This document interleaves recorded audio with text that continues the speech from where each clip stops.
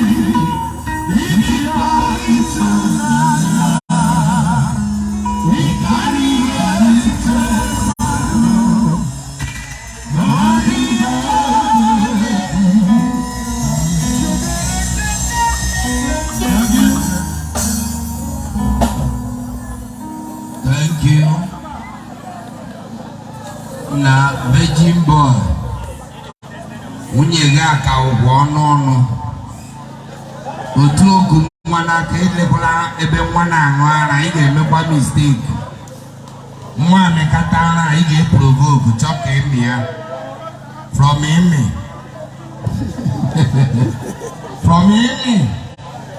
ara mmiri dị gwa m ihe ị ga-eme mmiri ara ahụ emetara ga-abalị ugwu jee Concord owiti kukumba ndị tara ata gatụọla ya ime ọzọ ya na-eme ekurumma kugara mma nke mụrụ nke nwanyị unu eriwela ha ọrụ ọzọ. Thank you. Iwe ọchị ị ga-ahụ n'ụmụazị ka a na-alụzi kịta ndị agbatiri mgbe abịa soro nwunye Virgin na-agba egwu ndị ahụ ndị ọdịka ọ dị ya ụmụazị ka a na-alụzi ha stati na a na-adị mma na nwanyị ọ na-aka mma na mechin mere ochie ịhụrụ ha stati na azụ ya 13 ọ ga-azụ ọ na-aka mma na mechin ọ na-adị mma na nwanyị nwunye Virgin bịa ka ịpụta n'Igbo TV ka m kọwara anyị mmiri leenụ nwunye Virgin Boy mgbe di gị lụrụ gị Virgin so gị nwa brekere ya Chineke ga-ajụ gị ese ya imebiri nwoke mmadụ. Why should you maybe him? Who sent you to maybe Virgin? Hey. Virgin Boy piano na no Igbo music Virgin behind the too much busy. You remember so long English man no one line. This guys know ya break leg. Why is it going to break here? Hey, I got the prayer. How we see that was Sunday. ngwajele de nwa nnu na ọ ka ngwe virgin bịa virgin boy